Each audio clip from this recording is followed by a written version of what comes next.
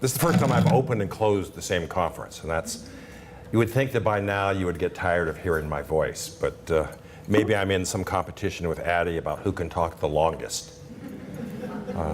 My record is 7.5 hours I did training one day. 3 days in a row that way. By the third day, I was wiped, so I don't do that anymore. But what I was asked to do was talk about the idea of where do we go from here? I mean, we've had a lot of good information, but where do we go from here? And I think another way of putting that is there a problem we can solve? It's nice to get together, learn new things, learn new ideas, but is there something we can do that will make a difference? And to that, I'm going to reach back to about 10 years ago. The Pew Commission on Children in Foster Care that I served on issued a set of national recommendations.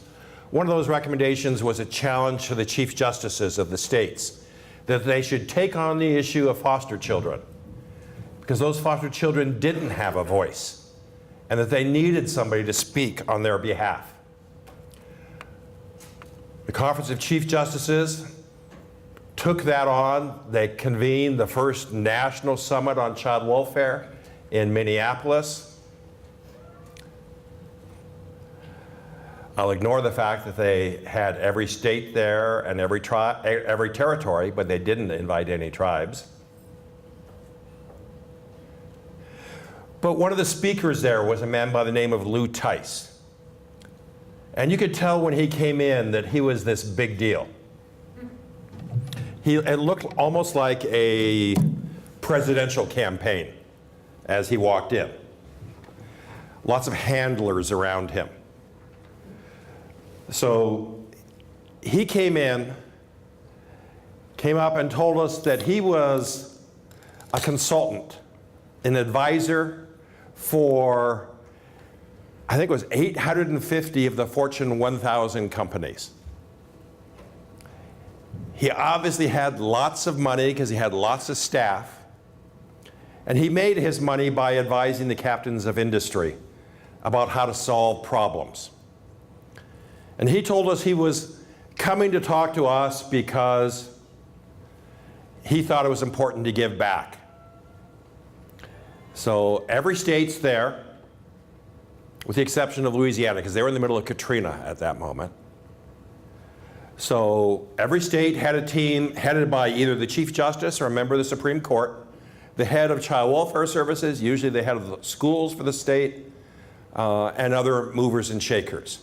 Every territory was there. Guam was there. Virgin Islands was there. So there were roughly 700-800 people in the room. And he told us that he was going to show us a film, basketball players. And he told us our job was to count the number of times the basketball was passed from one player to another. So you have all these 800 high-performing people in the room saying, I got that one. I can get the right answer, as if it was a contest. So the lights go down, and you see a film of two teams, one in black jerseys, one in white jerseys, dribbling the ball and passing the ball to each other. So every time it leaves a set of hands and goes to a set of hands, I count 1, and then 2. And by the time the film ends, the lights come up, I know what the answer is. So Tice walks back out, and the first words out of his mouth gave me a little pause, because he was sort of an older guy. I was afraid maybe he'd had a break with reality or something. Because what he did was he said, okay, who saw the gorilla? I'm thinking, what gorilla? And he said, anybody in the room see the gorilla? Now you know there are 800 people in this room dying to have the right answer. Not one raised their hand. Nobody saw the gorilla. So he said, okay, I'm going to play the film for you again. watch for the gorilla.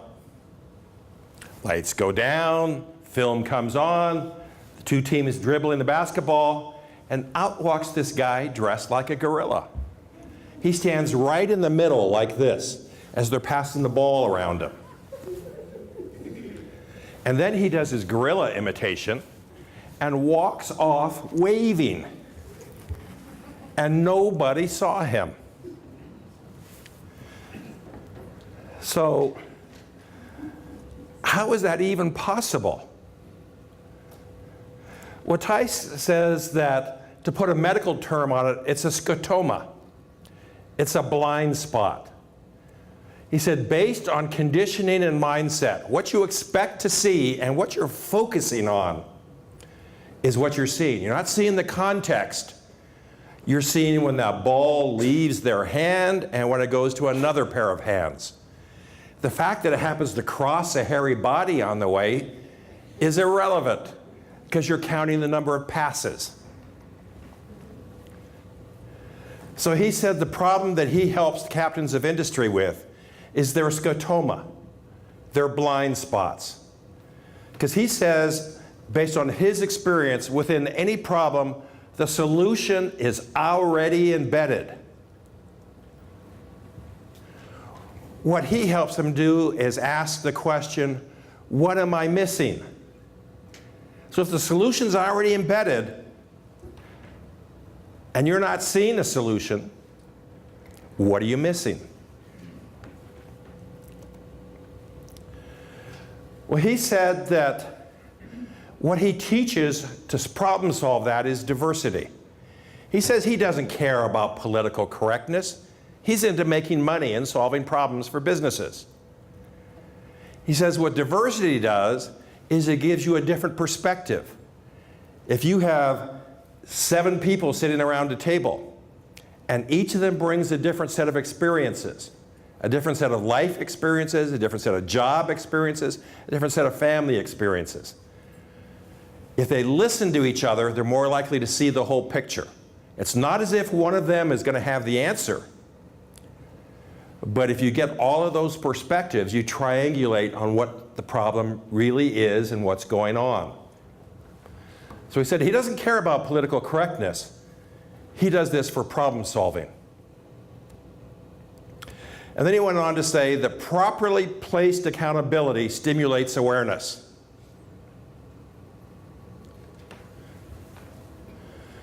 If you are responsible for doing something about the problem, you pay more attention, right? You're here because you want to help kids. Oftentimes kids who are voiceless, who are powerless. How many of your neighbors, if they sat through this, would see it the same way you did? Probably only some of them, because you have a focus on why you're here. You feel responsible for the situation they're in, even though you didn't cause it. And he says we need a different set of perspectives to see that solution. If we get enough different views around it, the answer will present itself. Now that sounds trite, except for the fact that here's this guy that advises the major corporations of the world about how to problem solve. And this is what he tells them. Now, if it didn't work, do you think they'd be paying his fees over and over and over? I don't think so. So it must work. I mean, this is not like some TV psychologist getting up and saying, do this to feel good. Or somebody who wants to sell you a book saying, follow my plan. This is somebody who makes his living advising the captains of industry on what works. So he says the energy to solve problems comes from discomfort. And he gave an example.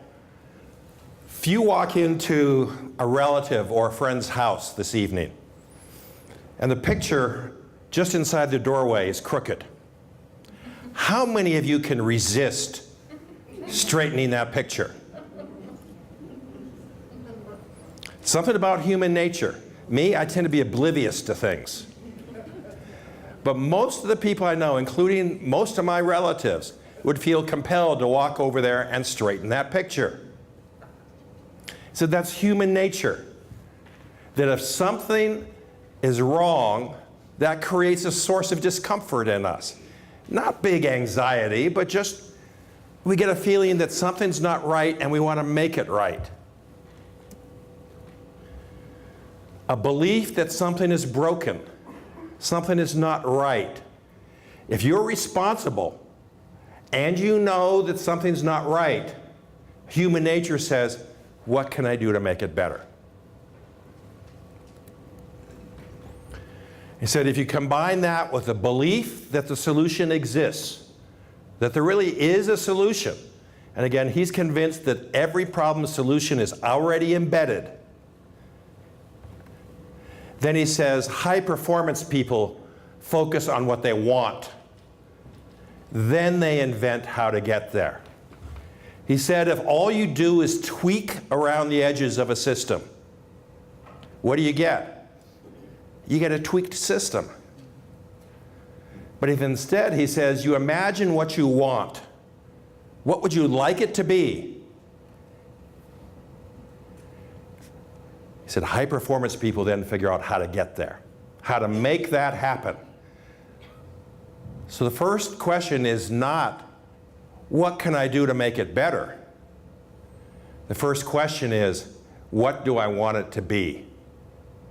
What do I want that system to be? So that's the background to the notion that I'm going to talk about now of justice for children and families, but adding a different perspective to one that maybe we have looked at before. And I'm just going to make two arbitrary comparisons.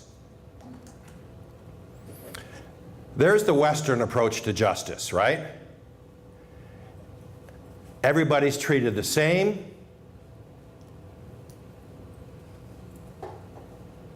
Everybody's accountable.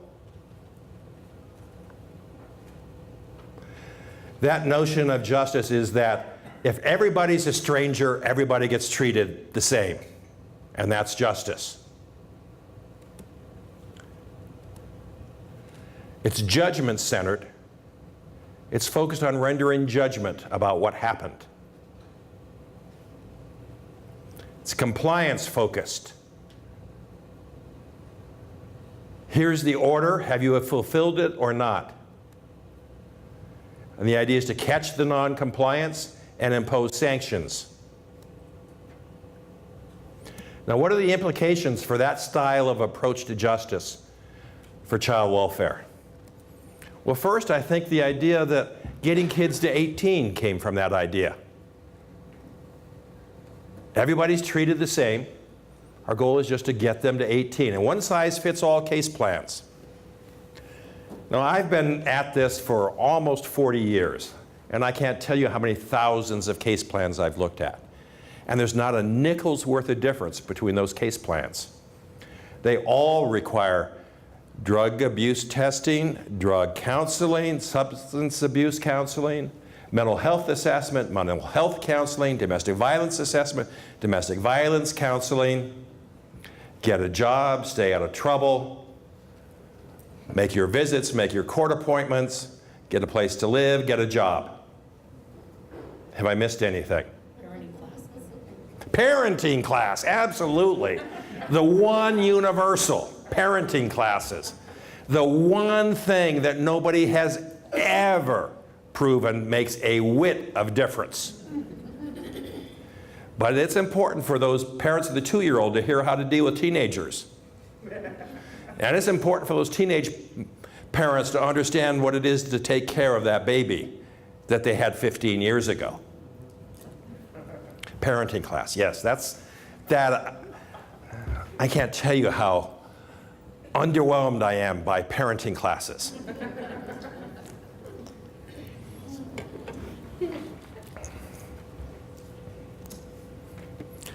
Along with that approach, though, also comes the just-in-case removal. The idea that people are afraid of the 60 Minutes crew showing up in their office. This child just was hurt, this child just died. Not on my watch, just in case we're going to make sure those kids are safe. Even if they're really not safe. But just in case we're going to remove. When we get to the bottom of it, we'll figure out if there was really a problem or not, but just in case. And that focuses around what I call the potted plant relocation syndrome. The idea that if you move a potted plant from one windowsill to another windowsill, or even to another house, that potted plant is probably going to be okay. But kids don't do that. We can't move kids from one house to another and just assume they're okay. I mean, we know now that that causes trauma. And that trauma can have lifelong impacts, especially if we ignore it. If we just say, suck it up, get over it, or you'll get through it. And I think all of that comes into the idea that by the time I was done with my career, I was seeing second and third and fourth generation kids in foster care. Because we didn't heal when we had the opportunity with their grandparents. We didn't heal when we had the opportunity with their parents. And now that these kids have their own kids, we're back again. Remember when we talked yesterday about the boarding schools and learning to parent? If your whole notion of being a parent comes from being in foster care, how different is that than if you grew up with a mother or a grandmother or an auntie who loved you, who maybe was strict with discipline, maybe too strict with discipline, but that you knew loved you and valued who you were.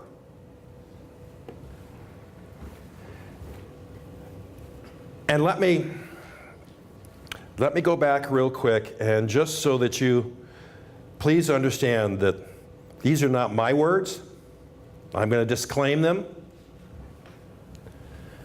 But what I have heard some people describe this statue as a stone-cold white bitch with a sword who's not looking where she's going.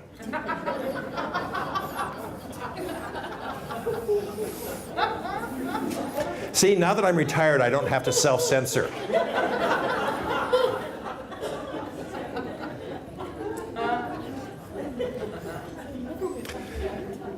Let me show you a different approach to justice, and a different figure. These are called storyteller dolls, pottery. What's different about this than the granite statue? Surrounded by kids in what appears to be a very loving kind of an arrangement. She's telling stories to all of these kids. The tribal approach to justice is based on respect. Let me tell you a story. For the people from Fort Hall, I don't know if you're still here. I learned to be a judge in a tribal court at Fort Hall. I'd only been out of law school a couple of years, and they had a judge there, 70-some years old, who I know didn't graduate from high school, but was a judge because he listened, he was patient, he was fair, and he cared about people. Not a bad job description for a judge in my mind. But he took me aside and said, Bill, I can see you're struggling with trying to figure out how to do this job as a judge. And I'd only been out of school a couple years, so inside I'm thinking, you got that one right. What am I doing up here as a judge? And I've only been out of school a couple of years. And he said, you need to remember that your first responsibility as a judge is not to sit in judgment of people. And I'm thinking, that is not what they taught me at Stanford Law School. And he said, instead, your first responsibility as a judge is to treat everybody who comes through the courtroom doors with respect.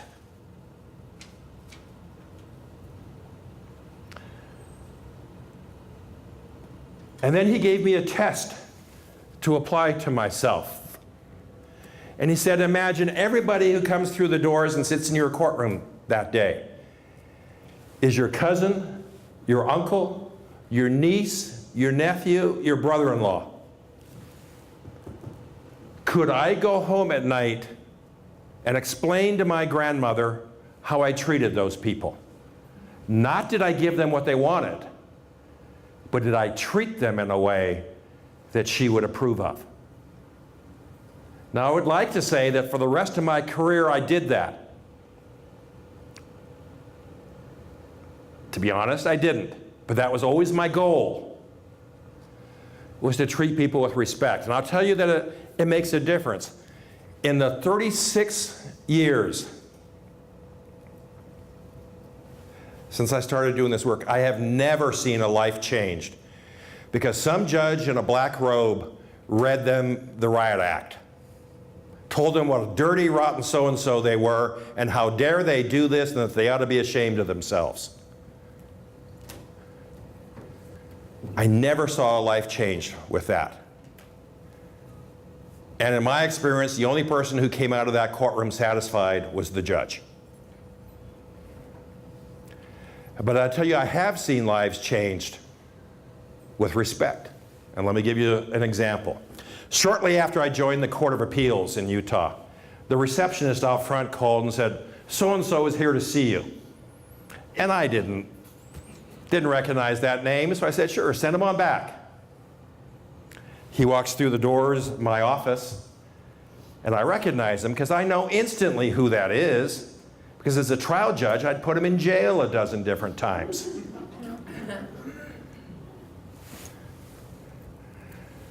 Intoxication, domestic violence, DUIs. And then right behind him comes an 8-year-old little boy. And I'm starting to think, what have I gotten myself into? And then he sticks out his hand and says, "Judge, I just want to say thank you." And I'm wondering, what? He says, "Every time you put me in jail, you left the door open this much and told me I could walk through that door anytime I chose." And he said he was sitting in jail asking himself, can I really do that? Can I do this? He said, the judge believes in me, but I can't do that. But the judge believes in me. The judge says I can do that. He said he'd been clean and sober for a year. He'd completed a domestic batterers program. He was working again. He had moved back home and he was supporting his family. And he said the reason he brought his son along was that he thought it was important that his son see that a man can say thank you when somebody has helped.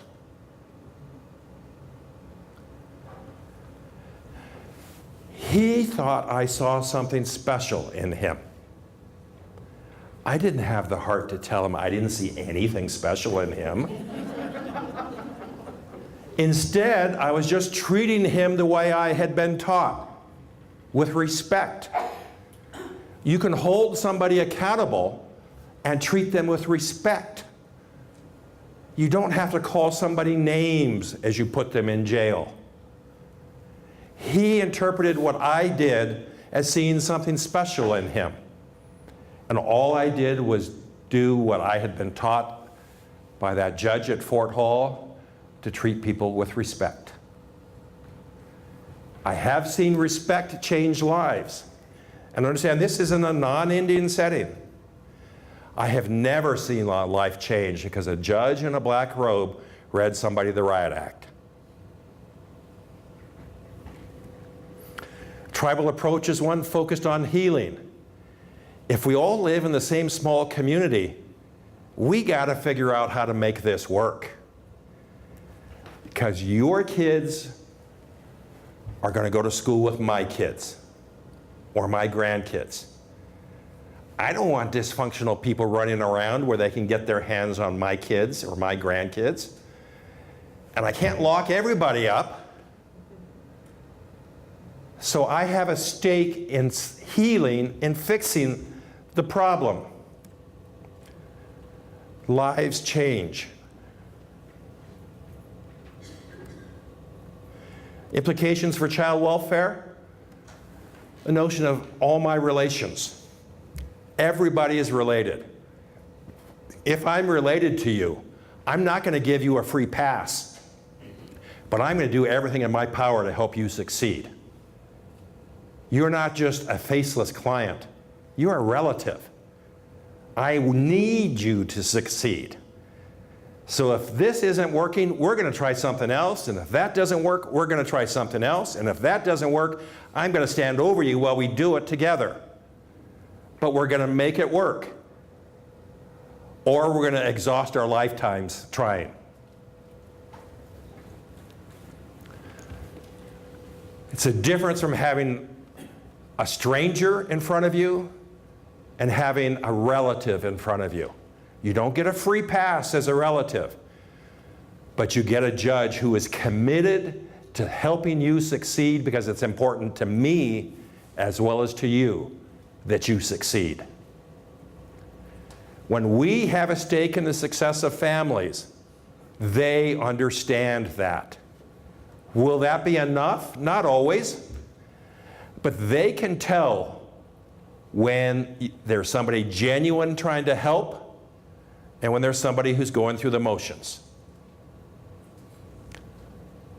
I mean, somebody who's court involved, after a while, just being in the process, you develop a BS meter. You know when somebody is shining you on. And you know when somebody cares. Will that work all the time? No. But I'm convinced it works more than happens now when we see families in context. When we see families not as an isolated person, but as a sum of all the things that happened to them and the context of where they grew up and their family around them. Not to give them a pass, but to say, if we're going to help fix this, I need to understand that context. If I have that scotoma, that narrow vision, I'm not going to see the gorilla. If all I'm looking at is the problem that you have, I'm not going to see the strengths that you have that we can build on and hopefully fill in the gaps that have led to that problem. It's a matter of seeing people for who they are, and our goal is that kids need to be ready to be good parents when it's their turn.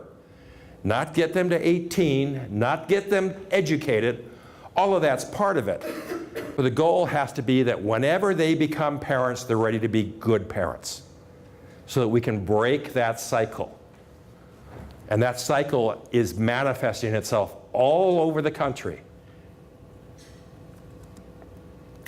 So currently in child welfare, we know that children do best in families, right? I mean, the research tells us, and our common sense tells us, children do best in families. There are lots of research studies out there that confirm that. I mean, it's not just a platitude. When children are in families, they do better. Despite that, we continue to place children in institutions when we don't have to. I don't know how many of you are familiar with the story of Hampton, Virginia. It's a pretty poor area. They made a decision 8 years ago that they were no longer going to expose their children to the harm that comes from being in institutions. Because as bad as foster care is, institutions are worse. Again, look at the boarding schools. Hampton made a decision that without any new resources, no influx of money, it's a poor community, they were not going to put children in group care. For the last 7 years, they have had 0 children in group care. And this is a community of about 1.5 million people.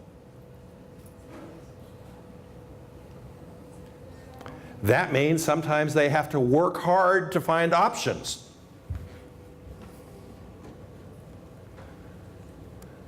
But it is a departure from the just-in-case approach. We don't know what to do with you, so we'll put you over in the group home for now until we figure it out. We don't know what to do with you, so we'll put you in foster care just in case. Well, we know from brain science and social science that stranger foster care is harmful. Now, it may be necessary, just like amputation is necessary. Sometimes you have to amputate. But you don't amputate just in case. And you don't amputate as the first intervention. You amputate when you've tried everything else and it's not working. Foster care is not a neutral. Sometimes it may be a necessary evil, but it's not a neutral. And in deciding if foster care or adoption is needed, we need to balance the harm and the risks. Because for too long, judges and other people in the system have assumed that foster care is either a neutral or a good. And it's not. It may be the least bad of two options, those options being leave the children in that home, clearly in a meth lab, clearly with a sexual predator. You don't want that option. Foster care may be the best option if you can't find family, if you can't find neighbors, if you can't find friends of the family who will protect that child, then foster care may be necessary. But it's never the first option. It's the last option. It's like amputating. And if foster care or if adoption is necessary, we need to do what we can to minimize the harm to the kids. And that means connecting them. Remember what we talked about yesterday with resilience? We know what builds resilience in kids? Relationships.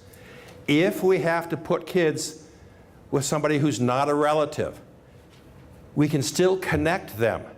The decision is not family or strangers with nothing in between. If there is no family that's capable, willing, and able to provide a safe, loving home, then you have to place them with somebody else. But while you do that, you can still work on connecting that child to all of their relatives, to their community members, to maybe the parents of their second grade best friend. Every positive connection is a plus. It does not have to be all or nothing. But too often we think of it as a zero-sum game. You're either in foster care or you're in kin care, and that's it, instead of all the variations in between. So how many of us are lined up to get our grandkids or our kids into foster care? Anybody?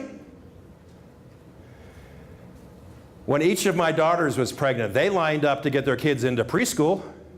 Before the kids were born, they were signing up for preschool because they wanted the best preschool. Nobody's lining up to get into foster care. What should that tell us? Even those of us who work in that area, what should that tell us? If it isn't good enough for our own kids and our own grandkids, why should we consider it to be good enough for somebody else's?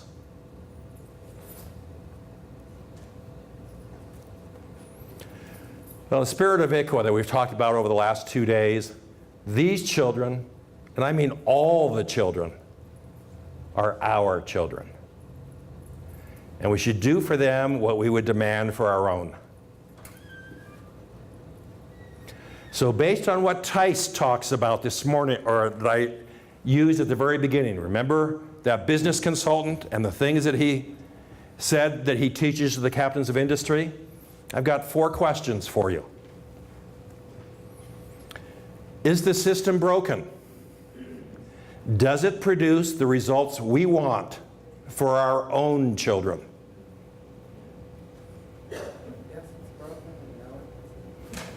I agree with you. I think it's broken. I would not want my kids in there. I would not want my grandkids in there. If it's not producing the results I want, then it's broken. Especially if we're doing that to help somebody. Second question, is a solution possible? Can we do any better than what we're doing now? Anybody? Can we do better? I hope so. Yes, I hope so. Third, what do we want? not what's possible. What do we want for our children and then for all the children? What do we want for them? Family. And what kind of a family? A loving family. A loving family that will stick with them, that will nurture them, that when they're in the terrible twos or the terrible teenage years, will stick with them and not say, it's not working out, you need to move.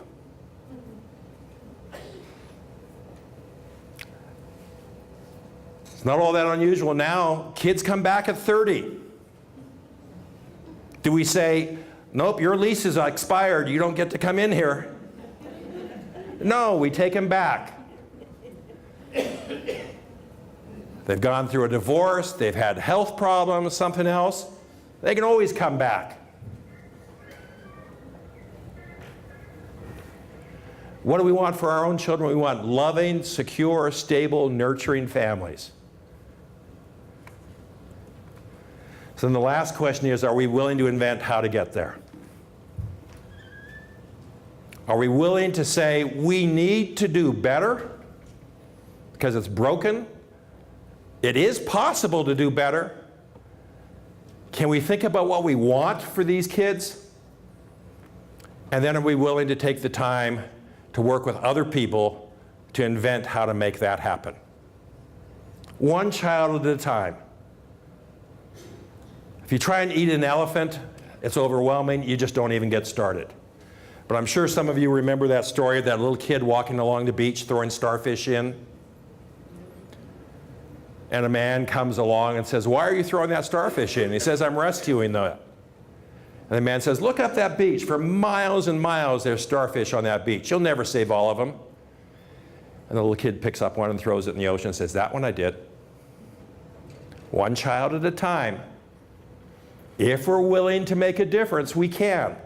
If we're willing to say, oh, the system's okay, or all we can do is tweak it around the edge, we're not going to get much different. But if we're willing to say, it's not working the way we want for our kids, a solution is possible. We can do better.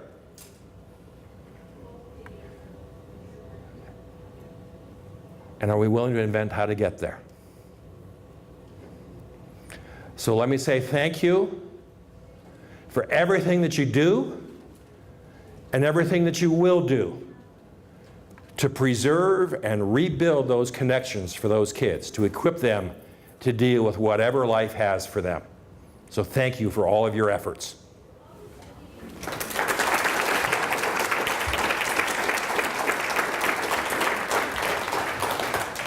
See, it's a good thing they put a time limit on lawyers.